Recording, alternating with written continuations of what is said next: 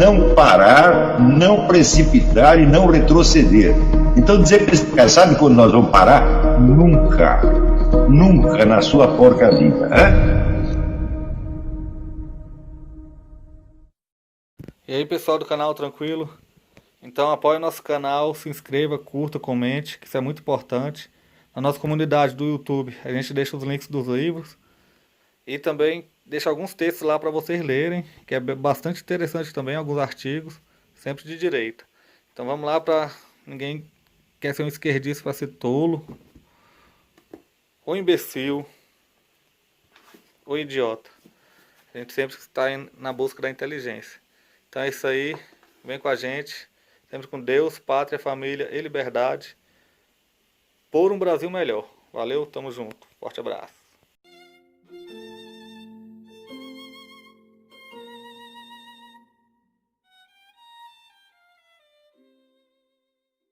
Do seminário, né? Notas sobre simbolismo e realidade, de maneira que vocês podem facilmente ter acesso, mas não é necessário o texto para acompanhar, porque o foco aqui não é o texto.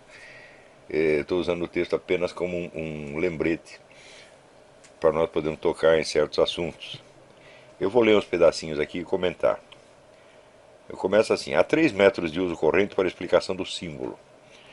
Primeiro, o método etnológico, que refere às intenções e valores de uma cultura em particular, ou de várias delas comparativamente. Então qualquer símbolo que você nota ali é, evidentemente, uma construção cultural e, portanto, uma expressão da mentalidade de um determinado povo, de uma determinada época. Segundo, o método psicológico, que os refere às estruturas mais ou menos permanentes da psique humana. É o que você observa, por exemplo, em toda a obra do Jung. Né? Quer dizer, os símbolos são uma linguagem da psique humana. Você observa, também tem no livro do Erich Fromm, A Linguagem Esquecida, ele fala a linguagem dos sonhos, também é a mesma coisa. Você está referindo, né, o fenômeno chamado símbolo a determinados mecanismos mais ou menos permanentes da psique. E terceiro, o método esotérico, às vezes também chamado tradicional, no sentido do Guénon, que refere o símbolo a uma intencionalidade supra-humana. Quer dizer, o símbolo ser uma espécie de linguagem divina. Esses 3 métodos são redutivistas. Os 2 primeiros ostensivamente, o terceiro veladamente. Reduzem o símbolo a um véu, a um disfarce de normas culturais implícitas, no primeiro, de anseios ou temores inconscientes, no segundo, e no terceiro, de realidades metafísicas. Nenhum dos 3, portanto, nos responde à pergunta: o que é o símbolo? Fingindo respondê-la, substitui-a pela pergunta: de que o símbolo é símbolo? Quer dizer, o que o símbolo está simbolizando? Eu digo, bom, essa pergunta é inteiramente legítima, mas ela não responde o que é um símbolo, afinal de contas. Né? E tendo-nos dito o simbolizado, pretende que aceitemos isso como conceito de símbolo, como o homem que, interrogado sobre o que são as palavras, respondesse indicando as coisas que elas nomeiam. Esses 3 métodos desviam a nossa atenção do fenômeno símbolo, enquanto tal, e a dirigem às causas reais ou supostas da produção do símbolo, escorregando do que para o porquê. O expediente clássico de quem não sabe do que está falando. Isso não quer dizer que eu saiba também do que eu estou falando. Eu também não sei exatamente o que é o símbolo, mas eu estou propondo apenas uma investigação séria a respeito. E eu tenho algumas dicas de por onde entender o fenômeno.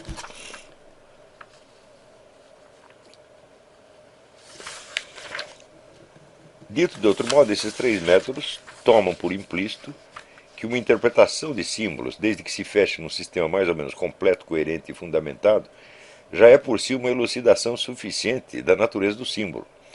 Confusão idêntica de quem tomasse a interpretação exaustiva de uma obra poética, ou mesmo de várias, como resposta suficiente à questão que é a poesia.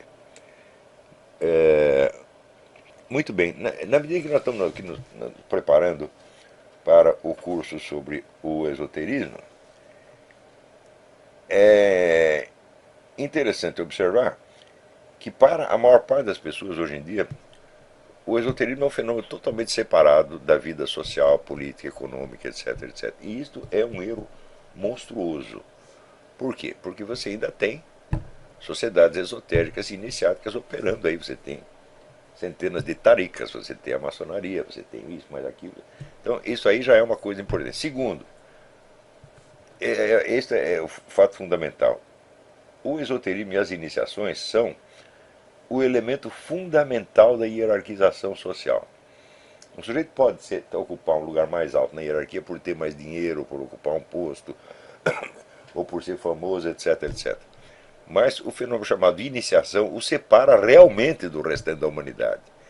De maneira que qualquer sujeito que seja iniciado em qualquer coisa, maçonaria, ou tarica, ou sei lá onde, e que saia por aí falando de igualdade democrática, ele está mentindo.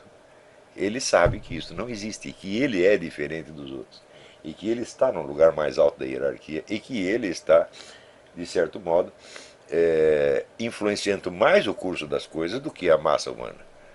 Então, o fato de a ciência política ignorar o fenômeno esotérico já mostra que 99% dela é a história da carochinha. Porque o fenômeno fundamental da diferenciação do poder está esquecido. Né? Então, por exemplo, imagina que o sujeito é um mestre maçom. Ele sabe de coisas que a massa não vai saber jamais. Tá certo? E ele tem contato com outros que também sabem. Então, vamos dizer, a posse dos conhecimentos fundamentais é o que diferencia o homem que tem poder daquele que não tem. Cargos públicos, eleições, etc, etc. Tudo isso aí é apenas um véu. A diferença fundamental é entre quem tem as chaves da máquina social e quem não tem. Ora, vamos dizer, a ciência do poder político é um dos elementos mais fundamentais das chamadas iniciações de pequenos mistérios, que existem desde não sei quando. E isto será um assunto do curso, né? Como é que isso funciona. Então, o simples fato de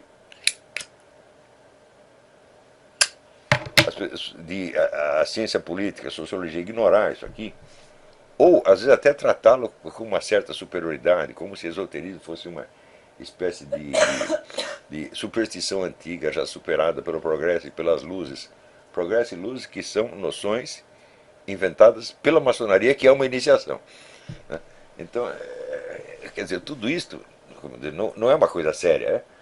Ou nós estamos aqui a fim de entender como funciona a sociedade humana, ou nós deixamos que ela funcione do jeito dela e nós somos apenas massa de manobra. Tá certo? Então, evidentemente, um estudo sério disso não é uma tomada de posição a favor ou contra, ou a iniciação em geral, ou a esta ou aquela organização esotérica. Nós queremos entender a coisa e não se trata de tomar posição. Né? Aliás, isso é a coisa mais característica do Brasil. O Brasil, com 18 anos, já tomou posição com relação a tudo. Né? Já tem a sua opinião pronta e sai defendendo e estuda uma coisinha ou outra só para justificar aquilo. Não tem a noção da confrontação de hipóteses. Não tem mesmo. Quer dizer, aquilo que o sujeito tem, o sentimento de concordar, o sentimento de concordância para ele significa a verdade. Eu digo, mas o sentimento de concordância é apenas um dos elementos que compõem a verdade. Se separado dos outros elementos, ele é evidentemente o caminho da falsidade. E se você concorda com algo, a primeira coisa que tem que fazer é perguntar para você, e se não for assim? E se for o contrário? Daí somente pela confrontação das hipóteses, que é a definição do método científico, é a confrontação de hipóteses opostas, contrárias ou diferentes. É a essência do método científico desde o tempo de Aristóteles. Se você não faz isso, então o que você quer é algo que te dê um sentimento da verdade, o sentimento de estar na razão. Esse sentimento, bom, ele pode ser muito importante para certas pessoas no começo da sua juventude. Por quê? Porque ele não está em busca da verdade, ele está em busca, vamos dizer, da consolidação da sua personalidade.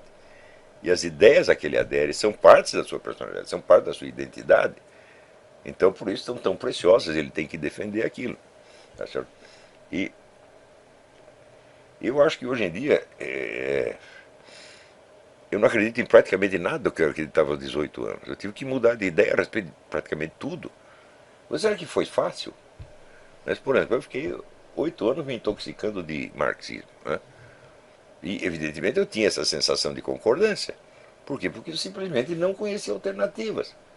Então, quanto mais eu lia aquele negócio, mais eu me persuadia. Na hora que você começa a pensar, e se não for assim? Bom, aí pode dar uma certa insegurança e você sente que isso é uma ameaça à sua personalidade. É um atentado contra a sua identidade.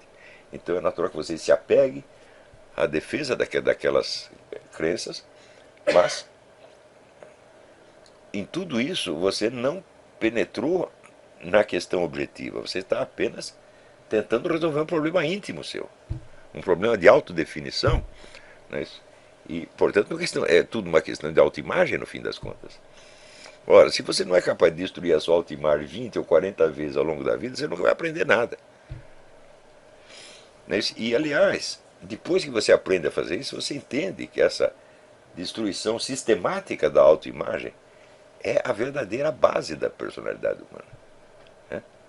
Nenhuma imagem, nenhum desenho que se faça de uma pessoa corresponde à realidade dela. A característica mais fundamental do ser humano é não ter esta forma, não ter esta imagem. Tá certo? Ele não é um desenho, uma forma, um esquema que você possa fixar. Ao contrário, o ser humano é uma força criadora. Ele não, por assim dizer, ele não tem forma, mas ele é, na verdade, ele é a sua liberdade. E a liberdade, por definição, não tem forma. Então, tudo o que você sabe, por exemplo, a respeito de uma pessoa, você pode ter muita informação sobre ela, mas o conjunto que você sabe sobre ela é ela.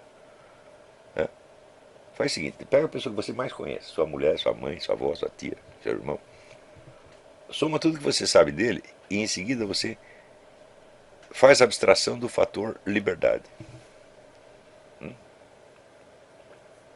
Elimina a liberdade interior dele. O que sobra na sua mão? Sobra um fantoche, não uma pessoa real. O que caracteriza a pessoa real é que tudo que você sabe dela pode se revelar falso no instante seguinte. Né? A pessoa pode, por exemplo, melhorar ou piorar. Né? Você conhece uma pessoa há 50 anos, de repente o nego comete um crime. Você vai, o que aconteceu? Bom, ele simplesmente não era daquele jeito que você pensava. Aliás, não era nem do jeito que ele pensava.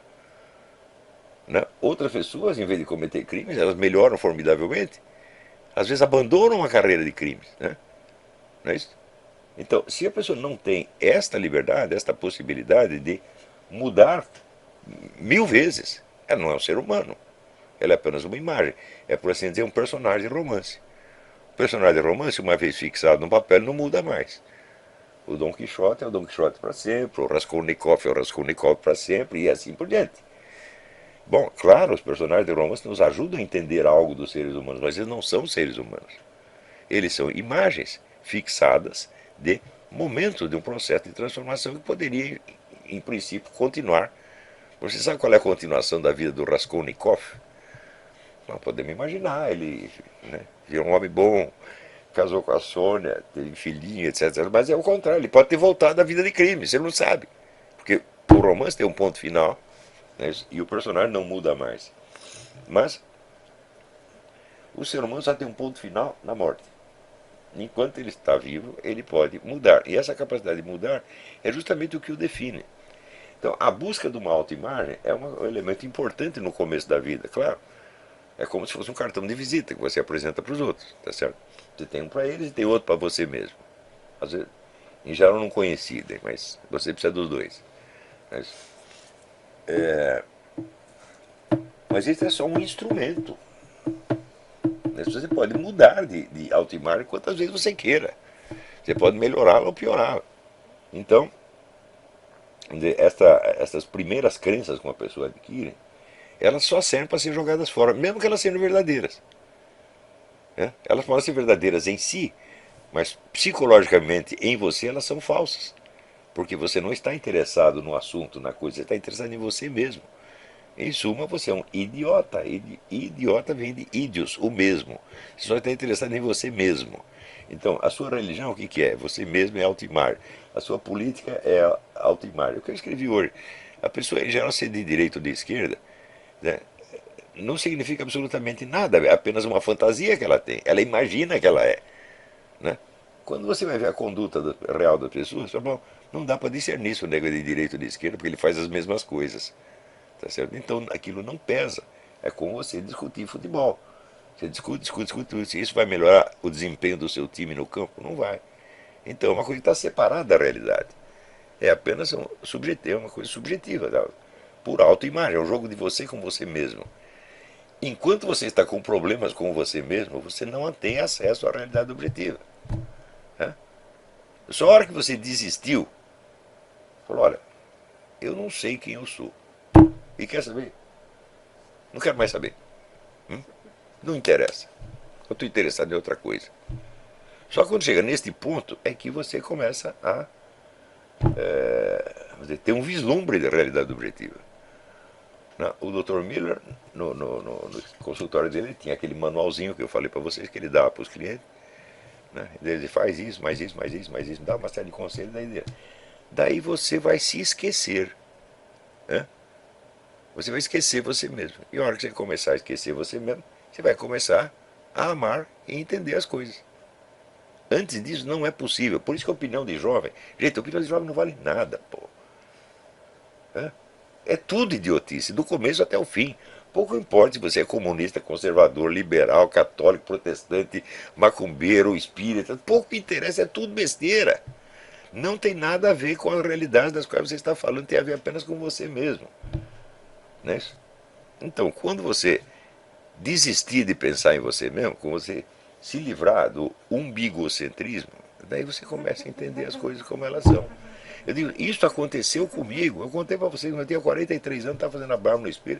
De repente eu me toquei e falei, pô, eu já sei tudo a meu respeito. Então eu não sou mais assunto. Graças a Deus me livrei de mim mesmo. Então agora eu posso começar a pensar em alguma coisa. É? Tanto, e olha, assim, eu até hoje eu me cumprimento por não ter publicado em livro os meus textos de juventude. Né? Eu poupei à humanidade esse sofrimento horrível de ler as minhas ideias de juventude. Né? Um ato de generosidade pelo qual eu mereceria cumprimentos. Agora as pessoas já querem qualquer besteirinha com 18 anos, já querem publicar, vamos botar no blog, vamos discutir. Né? E vem com entusiasmo, assim, que é uma coisa incrível. Né? Então, eu espero que os meus alunos não façam isso. Não tem pressa de você consolidar ideias e crenças, não tem a menor. E se você consolidar cedo, você só vai ter trabalho duas vezes, você vai ter que criar a ideia e desfazê-la mais tarde. Então espera até um pouco, espera um pouco. Espera até um momento em que as ideias não têm mais tanta importância para você. Em que você admite que as coisas possam ser assim ou possam ser assado. E você espera que elas mesmas te digam o que é. Não é isso? Agora, o curioso é o seguinte, é que as pessoas vêm discutir comigo achando que eu estou na mesma delas. Quer dizer, eu tenho uma preferência. Né? E eu me defino por essa preferência e a defendo. Elas acham que eu sou assim também. Eu digo, escuta, eu sou um homem de 70 anos, eu já parei de fazer isso faz mais de 30. Eu não faço mais isso. Né? Se eu digo que as coisas são assim, é porque eu estudei um bocado de coisa, pensei todas as possibilidades, pensei essa que você está defendendo, eu também pensei. E cheguei à conclusão de que é assim ou é assado. Agora, a impossibilidade que certas pessoas têm de entender a mentalidade de um homem mais velho, mais culto, já mostra que estão presos no subjetivismo para sempre. Né? Então, por exemplo, se eu vou discutir um assunto de engenharia com um sujeito que é engenheiro há 40 anos, bom, eu tenho a obrigação de supor que ele pensou em certos aspectos do assunto que não me ocorreram. Tenho obrigação de pensar nisso. Não é isso? Então, olha, ser jovem é uma doença que o tempo cura. Né? Mas, é verdade. Ser jovem é um defeito. Né? É sempre sinal de incultura, burrice, presunção. Não é nada mais do que isso. Né? E um dos encantos da juventude é justamente que as pessoas não ligam para as suas ideias. Então você pode defender qualquer besteira, as pessoas dão um tapinha nas costas, passam a mão na sua cabeça e dizem, tá bom, moleque, tá bem. E vão falar de outra coisa. Tá? Então, se você, sendo jovem, se leva demasiado a sério, você está fazendo papel de palhaço, pô, porque ninguém mais está te levando a sério. É isso? Sobretudo, vamos dizer, essa quase impossibilidade que as pessoas têm de pensar a hipótese contrária. Então, por exemplo, alguma educação moral ou imoral você recebeu, alguma educação religiosa você recebeu, você provavelmente aderiu a ela. E quer saber? Isso corrompe as pessoas, meu Deus do céu. Né? A sua igreja, seu pastor, o padre já falou que as coisas são assim, assim, assim, você se imbui daquele negócio e começa a repetir. E você chama essa porcaria de fé. Isso não é fé, isso é só autoimagem, gente. Né? Então, é claro que da sua crença religiosa você tira milhões de conclusões para assuntos que são remotíssimos, tá certo? Então o nego tem lá, eu tenho aqui a doutrina da Santa Madre Igreja e daí eu deduzo tudo. Né? Eu deduzo quem vai ganhar a próxima partida de futebol, quem vai ganhar na loteria, quem vai ganhar a eleição, né? O que vai acontecer no ano que vem. Isso aí não tem nada a ver com fé, gente. Isso ainda é construção da autoimagem apenas. Um dia você se livra dela. E por isso mesmo, mesmo que por uma coincidência a sua crença subjetiva coincida com a realidade, ela um dia tem que ser abandonada. Você tem que tentar pensar o contrário. Né? Por quê? Porque senão a sua ideia não tem consistência. A consistência de uma ideia se mede pelo seu confronto com as hipóteses contrárias. Quanto mais hipóteses você considerou, mais consistência terá a sua ideia. Já dizia Aristóteles, investigação de qualquer coisa começa pelo repertório das opiniões dos sábios, não é das opiniões do Zé Mané. E essas opiniões dos sábios são divergentes. E é porque elas são divergentes que elas se esclarecem umas às outras. E só mediante esse cruzamento, tá certo, de perspectivas é que você chega a ter uma visão do próprio objeto que você está falando, independente das opiniões circulantes. Essas opiniões funcionam como diferentes perspectivas que um desenhista toma para desenhar um certo objeto. Ele olha por aqui, olha por ali, mede aqui, mede ali, daí o objeto começa a aparecer no papel. Tá certo? Agora, as várias perspectivas, elas só servem para isso. Então, em geral, quando você chega a entender alguma coisa de uma realidade, essa coisa é difícil de você explicar. Não é tão fácil quando você expressar uma opinião. Expressar uma opinião é simplesmente criar uma frase que manifeste o seu sentimento, ou aquilo que você deseja que o seu ouvinte creia que é o seu sentimento. Essa é a coisa mais fácil. Né? Com 12, 13 anos nós já conseguimos fazer isso. Agora, quando você ultrapassou a fase do mero tecido verbal e você percebeu algo que é da própria realidade objetiva, isso não se traduz facilmente em linguagem. Você precisa de uma estratégia. Uma das estratégias que existe, é claro, a terminologia científica, a linguagem científica é uma delas. Mas ela tem suas limitações. Uma expressão literária, narrativa, é outra, mas também tem suas limitações. E às vezes você tem que usar de várias estratégias ao mesmo tempo. Por que você acha que Platão, né, cuja formação era toda matemática, utilizou o gênero teatral para expor as suas ideias? Ele fez isso porque ele precisou, não é por frescura. Tá certo? Isso quer dizer que para transmitir certas coisas, a linguagem matemática e científica na qual ele foi educado não era suficiente, precisavam algo mais. Então, essa questão do símbolo, para mim, ela tem que ser tratada da seguinte maneira. Onde quer que você olhe, qualquer cultura, qualquer época, etc., etc., você vai ver uma imensa linguagem simbólica ali. No dia a dia também. Tá certo? E você sabe que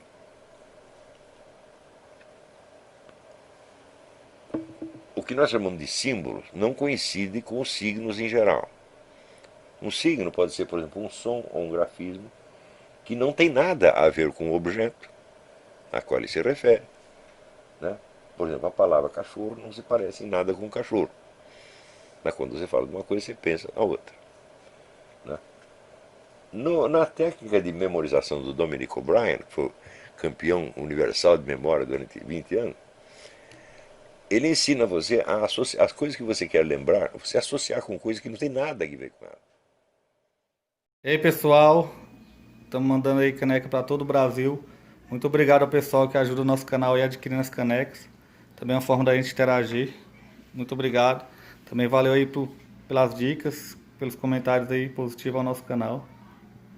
Muito obrigado mesmo. Isso aqui é uma forma da gente manter o canal no ar. Tranquilo? Tamo junto aí, galera. Forte abraço. Muito obrigado a todos.